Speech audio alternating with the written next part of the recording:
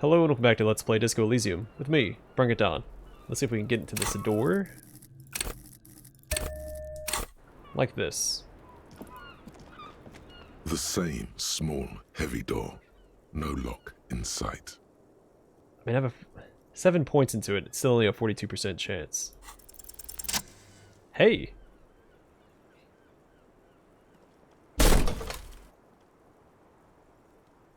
This time, something cracks inside.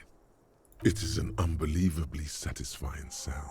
It was, actually. It's a very satisfying sound. Nice. The young woman nods. Filling you with a belief in your own body. Well, sounds like this time the property damage was at least resolutive. Would it hurt to look in? Lieutenant cups his ear. Let's see. Bent metal. Broken glass. Your path lies strewn with the broken forms of everyday objects. You are the destroyer, the bane of inanimate matter. Yeah, gaze upon me stuff and despair. Kudos. What do we get here? Anti-object task force. It's a -2 to the pain threshold. That's not great. Take a look at your hands. See how bruised they are? See those little scars? This is Exhibit A. The material world is holding you back. Containers, mailboxes, doors, chairs, they're all your enemies. Always have been. Atoms themselves are in on the conspiracy, forming shapes and structures that you hate. Your energy stuck in a body. You're a spirit trapped in matter. Break free. Beat up that lamppost. Let it know just how much objects suck. That's funny. Alright, in we go. Wonder if this... Yeah, can't talk. Wonder if this will take us behind that blue door.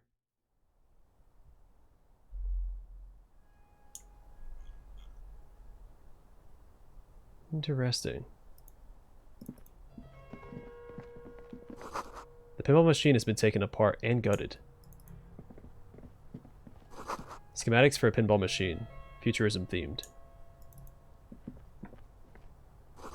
Boxes of tools and replacement parts line the shelves. Small windows, taped shut with black plastic. You can't see outside. We actually have a pinball machine museum like 40 minutes from where I live. This seems to be some kind of workshop for fixing up pinball machines a long time ago. Everything is covered with dust now. It's actually one of my favorite The Who songs as well. A Pinball Wizard. The lieutenant looks around the dusty, crowded room, inspecting the tools on the shelf. Doesn't look like that pinball machine will ever get fixed. At some point, 20 years ago, 15 maybe, before pinball went out of vogue.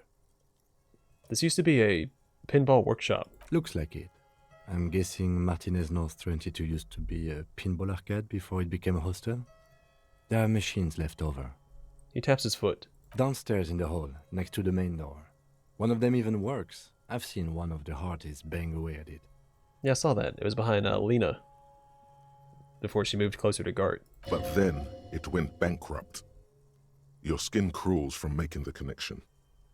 Could this mean the Whirling-in-Rags really is part of the doomed commercial area? If that's true, then our cafeteria manager is not going to like it.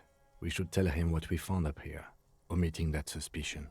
He looks around. He does not appear to be the kind of man who likes his establishment to be part of a neighborhood ghost story about bankruptcy. Stupid superstition. But still, it would be interesting to see what the cafeteria manager thinks of this. It's not a ghost story. It's a curse, and Gart ought to be made knowledgeable so he can perform counterspells. Alright, well, we'll let him know. You clearly see footprints in the downy carpet of dust covering the workshop floor. Jackpot.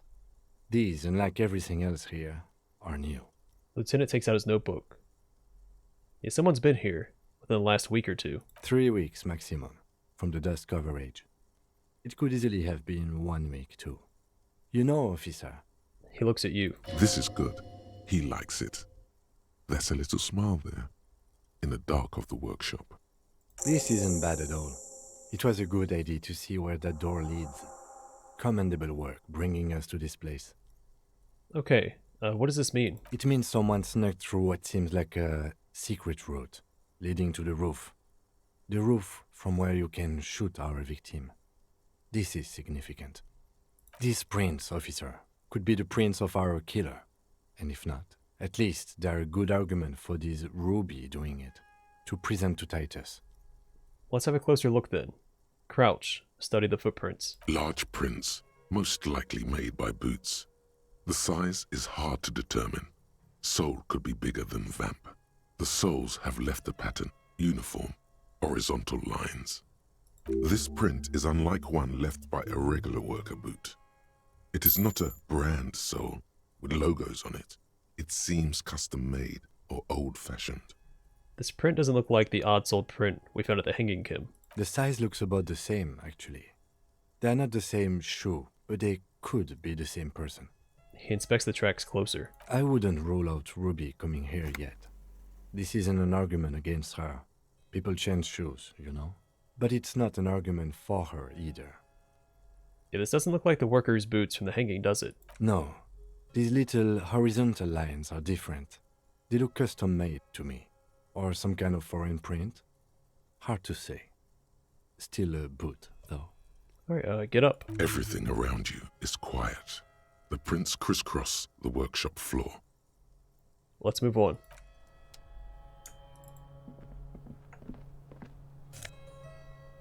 Pinball Maker's coat. Oops, what does that do for us? +1 empathy and +1 hand-eye coordination. M. Knifelock's Blues. This dusty old coat used to belong to someone called M. Knifelocks. The name is stitched into the silk lining. It smells of moths and ancient engine grease, but it fits you perfectly. A strange, lonely emotion fills you when you tighten the belt around your waist. Let's see what it looks like. Ooh, look at that. Not half bad. And it's 2 positives as well. There's no detriment to putting that on. So that's exciting.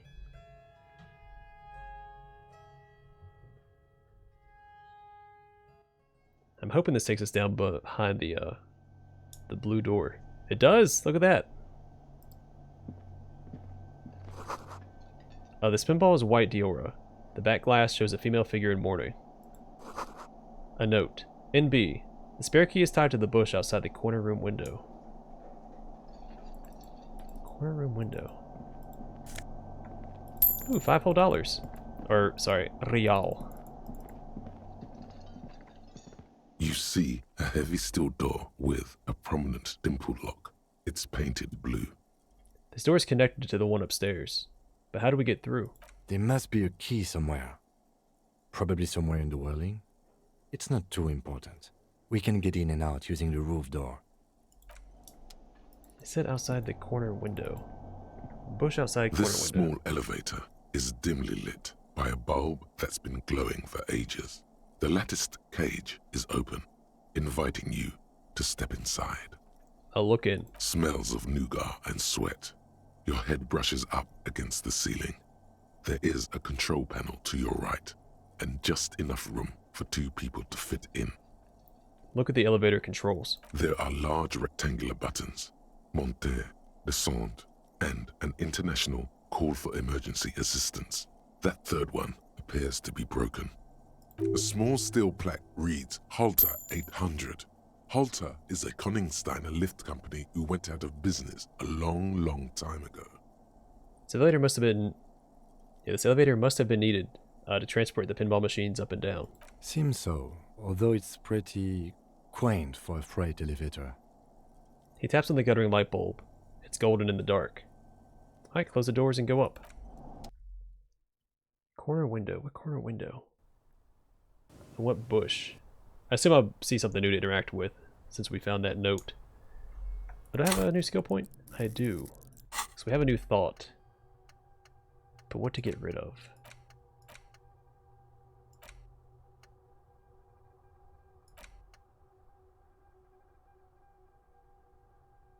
I mean, this isn't the biggest deal. I get money out of this, but I'm not hurting for money. So that might be the one I have to get rid of for this one. I mean, this one isn't that great. It's +1 to Inland Empire, which isn't that big of a deal. So what are we sitting at for that? We have 6.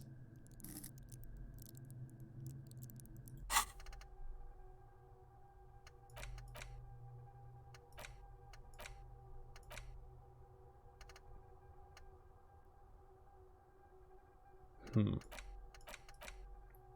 don't know. I think I'm gonna get rid of this one. No, maybe not, because I can still discover new stuff. I want to explore stuff, so if I can find more posters. How many am I going to find? Because I only found 2. No, shoot. I don't know. Let's get rid of this one. And work on that one.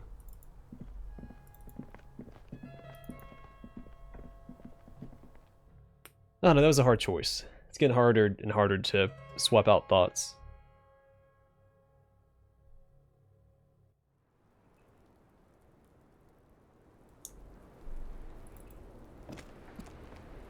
Officer.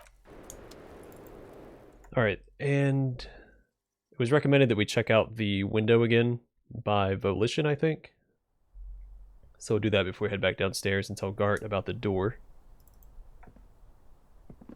This window is pristine on the inside, unlike the one next to it. Light from the desk lamp reflects off the glass in an untarnished golden halo. Alright, let's make sure I have all the visual calculus I could ever want.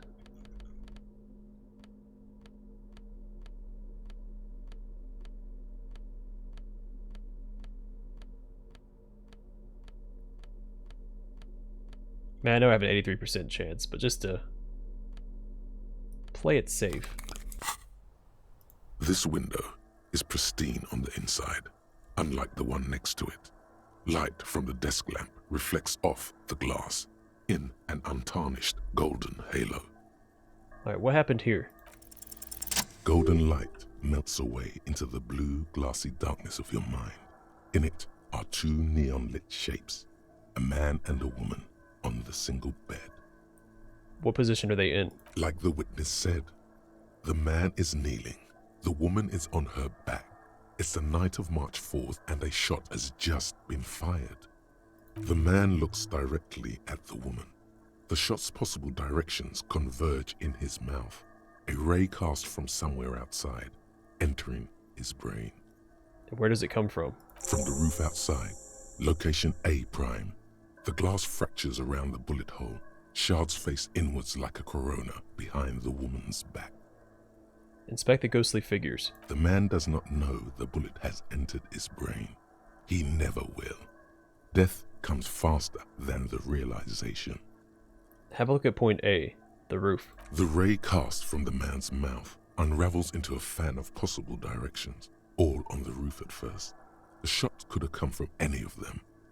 This is composite location A prime, most likely of the origin points. Shouldn't there be gun residue outside? There could have been. Then the rain and slush and wind washed it away. This was more than a week ago. So I'm what, 80% sure the roof is where the shot was made from? 72%, with an antique weapon that fires military-grade ammunition. A Belma-grave rifle, for example. This is a good short distance, but not too short. The perpetrator aimed with their back against the railing, or possibly kneeling for precision. This would explain why it only took them 1 shot. The lights were on in here. Outside it was dark. It was like shooting fish in an aquarium, a well-lit aquarium. The victim opened his mouth to let the bullet in. Neither of them would have seen anything outside in the darkness, too busy with their own bodies. Could the shot have come from inside the room? A closer point. Point X would contradict the woman's testimony, rendering the entire proposition void. These figures would be wiped out, Detective. Are there any arguments against A prime, the roof? None that you've found thus far, but that doesn't mean there aren't any. Could there have been another point of origin, further away? That's a 28%, yes. In this model, the shot could have come from a greater distance. Nothing excludes the possibility. Should we extrapolate to include every possible point of origin in Martinez? Extrapolate the radius to include all of Martinez. According to your map of the district, this shot could have come from a wide angle of locations, starting with the northern edge of the abandoned boardwalk, ending with an islet in the bay. Let's call them B prime.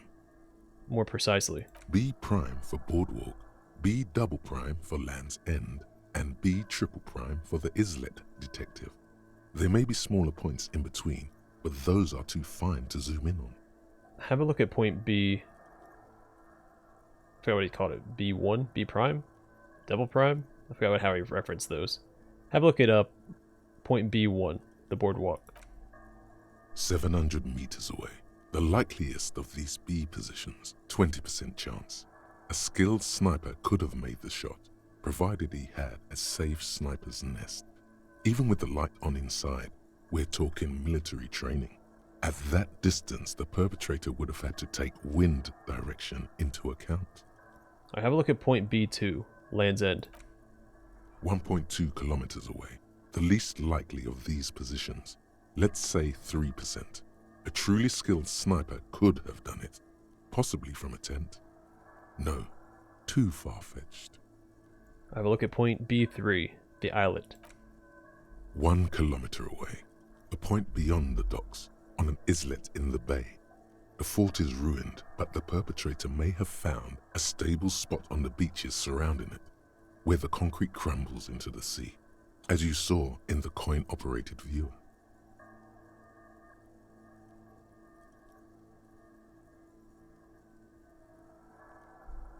The shot would have been a small miracle, 5% likelihood. There is an extremely narrow field of view from the bay to the window, between Rue de Saint-Ghislain 10 and 33A. The angle would have been extreme, and access to the islets is questionable. Kim, do you think the shot could have come from further than the roof, in Martinez? From where, precisely? Let's say B prime, the boardwalk, B double prime, Land's End, and B triple prime, the islet. I think he pronounces it islet. I'm gonna say islet because it's like island. I see you have given this a lot of thought. Are those the locations you've singled out in addition to the roof? And what is the likelihood, in your opinion, that it came from a further distance? He remarks, raising an eyebrow. Much less than from the roof, but still. Okay, well, we should see if there is gunshot residue or sniper nests if we go down the coast. Rule these spots out one by one. It would be the diligent thing to do. Until then, personally, I'm going with the roof version. It fits the hidden path through the whirling. A simple hypothesis. Alright, blink. Alright, what to do next? We still have a lot to do. I guess if we track that down, I still want to talk to those kids before nighttime. And track down the cryptozoologist if we can. Oh, there's so much to do. Alright, let's take a look at this. Alright, let's talk to Gart next. Tell him about the curse.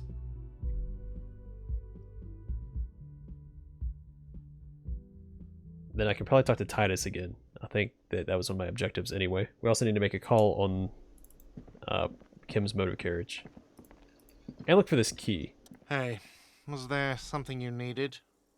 Another thing. Great. I love those. Gart, what if I told you I got into the back room, behind the blue steel door? Oh, okay. Well, I did hear you make noise back there, so good for you. He controls his excitement well. He's really holding himself back here. It takes a lot of willpower not to ask. Obviously, he's been wanting to know what's behind the door. Aren't you going to ask me what's back there? Okay, what is back there? Pinball machines. A pinball workshop. Ha! I knew it. I've always wondered where those machines by the door came from. And they told me there was some kind of pinball thing here too. I knew it. Were there any back there? In working order, I mean. He repeats. Why? Do you want to play? Because I might be up for a game. No, I was just wondering if you found pinball machines there. He appears to be making a calculation in his head. He was wondering about something business-related, about how much money he could make of one. Yeah, I feel a capitalist plot coming up. Capitalist plot. The pinball we have in the corner now is broken. I want to diversify the entertainment options. He rolls his eyes. It wouldn't hurt to get a little life in here. Other than the hellish karaoke machine. That one's always causing trouble. He should still know. You have to be forewarned about these things. I have to warn you, I may have discovered that the Whirling is part of the doomed commercial area. What? Why would you say that? We're at a completely different address from that whole thing. He looks mildly startled. Wait, so you know of the curse? Everyone knows of it. The Whirling is listed on the intercom outside. As one of the businesses in Building B, you should get your wiring fixed. I tried to call and couldn't reach you. I've been working here for a long time, and that intercom has never been used by the Whirling.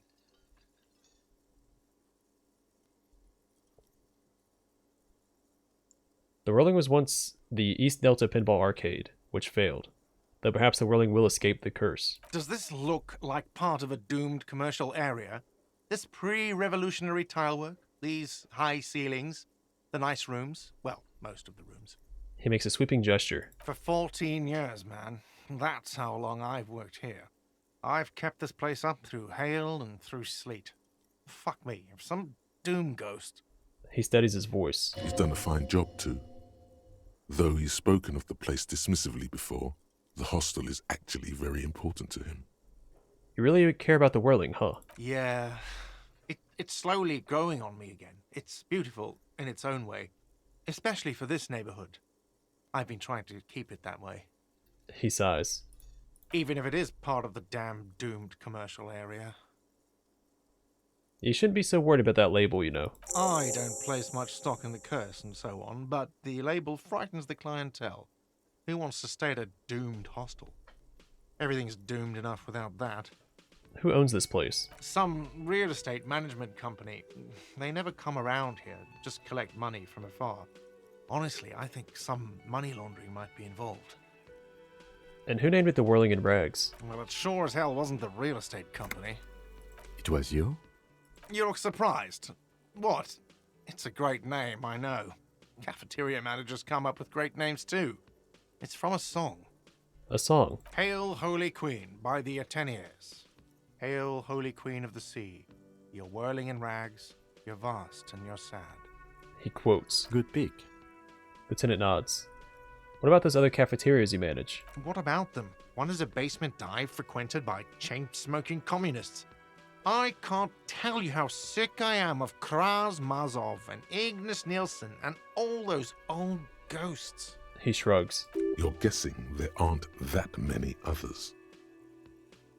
Well, good luck to you with this place then. Luck has got nothing to do with it. I need to think about where I'm going to place those pinballs. I have a feeling they're going to help. He looks to where the hidden room is. So, if you didn't have anything else to tell me about my establishment, can we, wrap it up? Yes? Alright, I do want to try and find that key. It said the corner window, the bush. It might be outside this, right here. Let's take a peek. Maybe it's not time yet. Behind the dockworkers, a ceiling height window. The hawthorn branches scrape the glass like bony fingers. Look out the window. There's a yellow ribbon tied to one of the branches. Light yellow, faded with time. A tiny splash of color in the blackness of the thicket. Hanging from it, a bronze key. It's close enough to the latch up there. One can slide it open and just take it. Surely not a coincidence. Someone's hid a key in the bush. Point at the window. Huh? The big guy looks behind him. Can you let me slide by so I can grab the thing? I don't know about that. I'm comfortable here. Don't think any sliding would really help right now. The tattooed man yawns and settles more comfortably on the bench. Sorry, fucko. Looks like you're gonna have to go bush diving. Good fucking luck with that. The hawthorn's got a bitch of a bite. I'm gonna enjoy the sight of you in the bushes out there. With a loud thud, the old man stands up, pushes the window open, grabs the key from the hawthorn branch and slides it across the table to you. Take the key. The key is brass. Workshop spare is etched to its bow. The old man closes the window and sits back down in silence. Come on, man. We were just having some fun. Where's the harm in... I'm tired of listening to your shit. Thank you. Nod to the old man. Don't thank me. I don't give two shits about your key. The man takes out his pack of chewing tobacco. Does anyone know why this key was hanging right outside the Union Box window? Didn't even know it was there. Boys. The man looks at the key in your hand, then around the room. So Ruby almost definitely hung it up right there. Well, it was on that note as well. Who's NB? What was the name of the guy? I can't look at my items yet. The guy that owned this jacket that I put on. No idea. Never even seen it. Someone must have hidden it there before this room became our place. Look at the key in your hand. I wonder what doors does it open. It's for the blue door in the kitchen. There was a note there that you missed. It said the workshop key is behind the window. It's this key. Makes a note in his blue notebook. Yeah, I knew that. I was exploring more dialogue options. I didn't miss it, Kim. You see a heavy steel door with a prominent dimple lock. It's painted blue. Try the workshop spare key on the door. The key fits the dimple lock. It takes a bit of effort to turn it after all these years, but then the lock clicks. After all these years. But didn't Ruby use this to get up there? To sneak up to the roof, she would have had to come from down here, right? Like, she didn't sneak up through Clausia's room, go into the pinball workshop, and then come back out, shoot him, and then run back in there, right?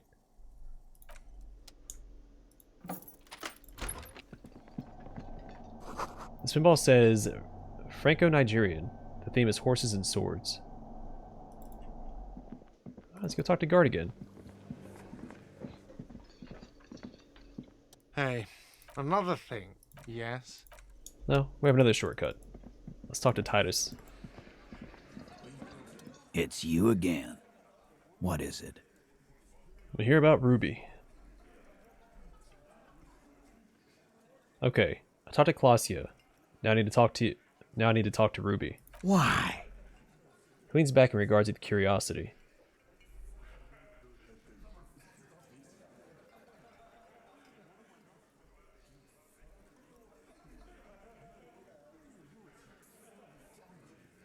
I'm gonna level with you.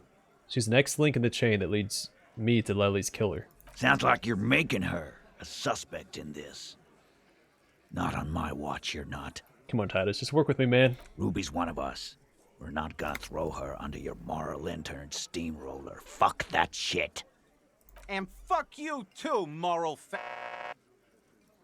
Throws a glance at Titus as the last syllable leaves his lips. The big guy sighs. Ruby is missing. If you hide from the police in a murder investigation, you become a suspect. You know how it works, guys.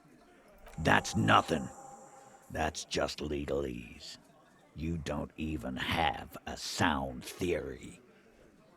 I don't want to be rude, but we're trying to get some R&R here. Think you could fuck off now? He crosses his arms. I think we'll keep sticking around, Titus. You'll be surprised at how quickly a theory presents itself if you keep looking. Alright, let's back off for now. I'm gonna make sure I boost my logic as much as I can. I don't want to fail this check. Not if I can help it. What do we got? Logic. Well, this helps with logic, right? No, that's wrong. I thought that helped with logic. Don't I have a hat that helps with logic? Well, this helps. As does that. As is that. Alright, so we're probably at 100% now. So let's try this. It's you again. What is it? It's gotta be 100%. 97. Not bad. Yes, so present a solid theory about why Ruby could have done it. A sudden flash of lightning in your neocortex. The hostel cafeteria is lit by its airy blaze. Floor plans, bullet trajectories, webs of human emotion, all channeled into a single thought. Why are you so sure Ruby didn't off him? Because she was here, all night, with us. He's cobbling together shit so he can put her away. It's Cop 101. She was here all night? 12:25 to 12:15? She was here during all that time? Lieutenant ignores the tattooed man. Yeah, with us, drinking, near the stage there. He points to the karaoke stage. She didn't go to the toilet. No. That's a lie. You know that's not the case. Alright, she took a fucking leak, okay? For one moment. Maybe went out too. She has an operation to run from her lorry. We're not getting into what that operation is again, Cop. He points to the intersection. And just 'cause she was gone for 5 minutes doesn't mean she magically got to the roof and shot him. I've been through this. It's not plausible. He taps on his temple. Alright, we're in. We got Ruby unaccounted for sometime during the window. This was crucial. Now let's place her on that roof. You do agree the shot came from the roof, right? Why not? You can't draw a straight line into Clausia's window from any of the surrounding buildings. Not from what I know about Martinez. Maybe from the coast. But like I said, I've been too busy dealing with you idiots. So no, I don't think it was a sniper. It was close up. He shakes his head. There's a 72% chance that the bullet came from the roof. 72%. There's a percentage and all. Where'd you get it from? Your guys in the lab? He picks up his beer. Definitely lie. The truth is not credible.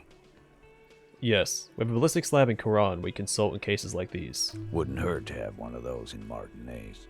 Still, all the labs in the world don't put her on that roof. How'd she get there? Climb? He nods. A skilled Sambo artist could have climbed the outer wall, like a spider. Garbage. It wasn't a Sambo artist call. I've been doing this for 10 years. Let me give you a lesson. Boys. He crosses his arms. It's never a Sambo fighter, and it's never a bullet-bending sniper. Or ghost. It's never a ghost either. Don't worry, we've got better than that. The lieutenant adds, then he looks at you. There's a secret route in the kitchen that leads straight to the roof. How? He looks sincerely curious. Through what looks like an abandoned pinball workshop. People say there was a pinball arcade here, sometime before the hostel. What was it called, Theo? East Delta Pinball Arcade. Weird place. Went bankrupt. The old man coughs. Okay, but how'd you get up? There's no room for a staircase in this building. Or an elevator, for that matter. The man looks around. The elevator is outside the building. It's an old dumbwaiter used for moving pinball machines up and down from the workshop. From there, a door leads straight to the roof. You can just step outside. Ruby could have gone up, shot him, come down. All under 7 minutes. That's quite the theory. We need to have a look at that secret passage, boys. He turns to Eugene. I'm on it, boss. Right when the law clears, me and Angus are going up there. It's a dumbwaiter, not an industrial lift. How about I go instead of... Just now. You got something else to back this route up? Or is that it? He turns to you. Have we firmly established Ruby could have had access to the roof when the man was shot? Firmly doesn't go well with could've. There's a route to the roof. Me and the boys need to check it out. That's what we established. He shakes his head. But a route does not put that bullet in his head. A gun does that. And Ruby doesn't carry one. He forms a gun with his hand. Phase 2. Murder weapon. Get a gun in her hand. If not that, then at least a shadow of a doubt. In the shape of a gun. I've already established Ruby's running drugs. She could have smuggled guns too. God damn. That's just about your favorite topic, isn't it? Every fucking 5 seconds. Titus slaps his thigh. All I'm saying is, when I saw in her cabin, she'd have no trouble getting a gun. Trouble. This is Revachol. Even the roid heads in the gym had a carbine. No one has trouble getting a gun. I still never saw her carry one. He's angry because he knows you're right. What he's saying only confirms your theory. I've analyzed the bullet that killed him. It was jacketed. So... The man shrugs and looks at you. So it had to come from a breech-loading rifle. Military grade. Not even you militia monkeys have those. He turns to you. This goes against your everyone has a gun theory. If it was military grade, how'd Ruby get it? He doesn't wait for a response. Just because it's rare doesn't mean you can't get it. Carve. That's exactly what it means. That wasn't strong. Show them the antique rifle. There are weapons like this just lying around in Martinez. That looks antique. A Belle McGrave. It's inoperable. Where'd you get it? He takes the gun, inspects it, and hands it back to you. There's a cellar under the bookshop. It was hidden there, with others just like it. 20, maybe 30 rifles, Titus. Also broken, but still, there were too many. And there must be other caches too. God damn it. We need to close that dump down for good. That's a goddamn breech loader, too. Find one that works, and you got a military-grade weapon that shoots jacketed ammunition. He nods to it, then he shakes his head. He sees it. This is coming together. He must. Time to really close the deal. Show them the bullet. Hold out the bullet. This is the bullet that did it. 4.46 millimeter. The Belle McGrave, I use the same caliber. The blonde man looks at the mushroomed Deathbringer in the evidence bag and says, Yeah, the bitch is jacketed all right. 4mm, too. Whoa. Well, goddamn. It's not proof, but it's a possible murder weapon. Close to her. Too damn close. His eyes follow the evidence bag back in your pocket. You have been thorough. I'll give you that. He squints. I didn't say I'd prove she had the murder weapon, just that we need to find her. All right. Keep talking. I'm getting a bit curious about some things myself. He nods. Pete, we're not seriously considering it, are we? Ruby wouldn't do this. Why would she do something like this? He almost gets up from his seat. Phase 3. Motive. The last component. It's not why did she kill him, it's why did she organize the cover-up. And I suppose you have a theory on that. She could have just been covering up for herself, Titus. Think about it. Why go through all that effort? It was her idea, wasn't it? The hanging. You went along, but she suggested it. She had, like, a fully formed plan and shit. Right when she came back downstairs. Little man squints, eyes beady. Really, Shanks? Claudia wanted to talk to another girl, that's all. She was just the first one up there. I could have come up with that plan if I'd have been first. Time for a logics demonstration. Eugene, let's assume you killed him. He scoffs. Think. You kill him. Get up there. Shoot him. Get down. Would you prefer to go on trial with your friends, as part of a lynch mob, or alone for committing murder? The man is silent. If she used us to cover her own shit up, well, that's a serious violation of the Hardy Code, boss. Which is why she didn't. She would never do that. Why aren't more of you defending her? This is fucking stupid, Titus. The blonde man waves his beer around. Glenn, I thought the same thing when she skipped town and left us in this shit. Titus looks grim. Oh, so he didn't rule her out completely. And she skipped town. This is good. Claudia told me some pretty interesting things about Ruby. Yeah, like what? Apparently she had a thing for Claudia. A thing? You mean?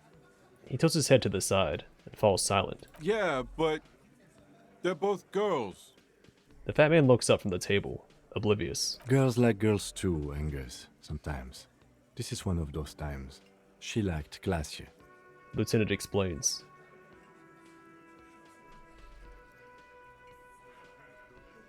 Yeah, what Kim said. Fuck you. First he says she's murdered him. Now she's a too? It's a lie. The man can't believe what he's hearing. Come on, Glenn. She likes Monica's titties more than you do. Everyone knows which way the wind blows there. The Mesk smiles. So it was something. All the posters in her lorry, we noticed it. It's like, oh, there's a lot of women posters in here, but we didn't think anything of it at the time. I did. I knew it. That's why she didn't fuck me at Fatty's birthday party. She didn't fuck you. 'Cause you're 40, and you still live with your mom, Dennis. Light laughter sounds off in the room. It feels nervous. Klausya said she made advances on her, and she thwarted them. Ruby then threatened her and told her to end her relationship with the deceased. This is some sordid shit. It's also the kind of garbage our Miss Aronier puts out to cover her own ass. The big man rubs his chin. Sort of, but he doesn't have to know that. She did tell us when we were close to arresting her. Figures. But that Ruby is queer as cabaret, now that I start thinking about it. So there is some truth to it. He looks out the window. And that's okay. Some are queerer than others. You can still be a hardy. But if you bring your own personal shit into our outfit... He glances at Glenn. And then, boss, use us to cover it up? I mean, that's just fucked up. He shakes his head. If it's true. But it's not, right? He looks at Shanky, then Titus. When Klausya came downstairs, Ruby appeared to know that something was wrong. Nah, man. That's just Ruby. She's got shit under control. That's her whole thing. That's why she's so good. The man explains. Plus, man, it's like female intuition. You know, women talk to women. Which is sort of why we need someone on the team who they talk to. He peeks at Titus.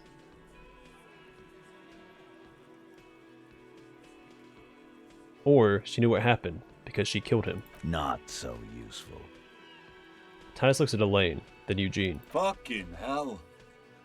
The blonde man is in some kind of anguish that makes him stare into his garlic bread bowl intently. Titus, you have to see it. Things don't add up. We need to talk to her. Silence. He looks around the room. The old man in the corner nods. A very small nod. And a trickle of tobacco spit on his lip. Yeah, I see it. There's one more thing I've been wondering about. Ever since you asked me where she is. Add it to your list of suspicions, if you want. He puts his beer down. I don't know where she went. She just got up and left. Got real scared, too. Wouldn't tell me where. However hard I asked. Want to know why? He smiles a peculiar smile. Why? She was afraid I would tell you. Maybe she was right. By now, I probably would. He looks you straight in the eye. She knew there's evidence on her, and she knew we'd find it. This is typical suspect behavior, why fleeing is always incriminatory. Perhaps. Ask her if you find her. It won't be easy, though. She made sure of that. He looks out the window again. When did she leave? Friday afternoon, when you first arrived. I got word the RCM was in town. Then she came in to see me. Told me she was leaving. That's when we had our little conversation. What was she scared of? I told you. You. Me? As in the RCM? No, you. As in the cop with the sideburns and the disco clothes.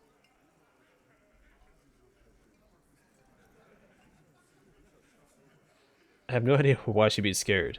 I'm just a normal cop with regular thoughts in his head. Sure. Normal. He says without smiling.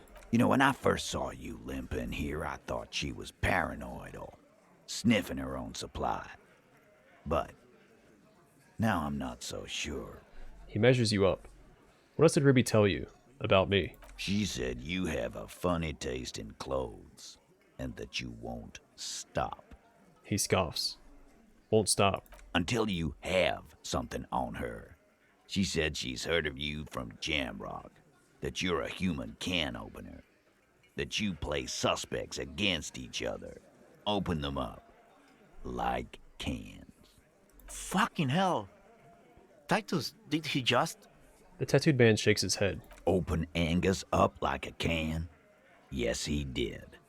Now, we can whine about it, whack him, or we can go on with our lives. I'm having a go on with our lives kind of day, Al. How about you? He nods. Silence. He nods. Is that true, Kim? Am I a can opener? You are insistent. He nods. Anything else? Anything? Yeah, there was something else. She wouldn't tell me, though. I could see she wanted to. It was burning on her lips. This caught Titus. This caught me. But she was too scared. Do you have any clues on where Ruby went? She's not far. We know that much.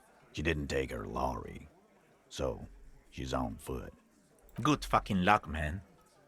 She knows this place like the back of her hand. You'll never find her. Yeah, Al. And we won't either. He gives a sharp look. She's not really a hardy candidate anymore, is she? The man stares into his beer. She's not, Glenn. Have you looked for her? A little. On the coast. Where have you looked for her, more precisely? More precisely, on the coast, past the waterlock. She's not here, so I'm thinking she's there. He nods southwest. There's that building that we can see an entrance on the roof, but we have no way to get inside of it yet. Can you tell me where on the coast I should start looking? Sure, there's some shit houses there. A cinder block town. The fisherfolk there refuse to unionize, so that's one place we haven't looked. I hear they have a shack where junkies sometimes crash. Time for you to step up. We will start there. One more question. What does Ruby look like? The lieutenant takes a quick note. Boyish. Hair's red. Dyed. She looks like a lorry man. Do you know what she's doing with Ulan frequencies? The what now? I have no idea. Boys? He looks around. She said she's building a pale emitter. His voice is very quiet. What? We were talking about radio equipment. She said she's doing Ulan frequencies and a pale something. I don't know more. This guy barely understands what he's talking about. There you have it. Pale something. Titus puts an end to it. It's not much, but it'll do. It'll have to. He puts his hand out. Shake it. His grip is firm and reassuring, like holding a piece of unpolished granite. I'm starting to feel for these guys. I mean, they shouldn't have done what they did when we first showed up, but still. But perfect. We have to go to the fishing village anyway to talk to the children. And I do want to go... Oh, there's that wall I needed Kim for. Oh, there's like that execution squad, the firing squad. I want to do that next, I think, before I forget about it. Because I had forgotten about it. So we'll do that next. We'll have to do the motor carriage, too. Oh, there's so much to do. Alright, I'm going to call it here. Next episode, I'll decide what we're going to do, and then we'll do it. Anyway, thanks for watching. I'll see you guys in the next one.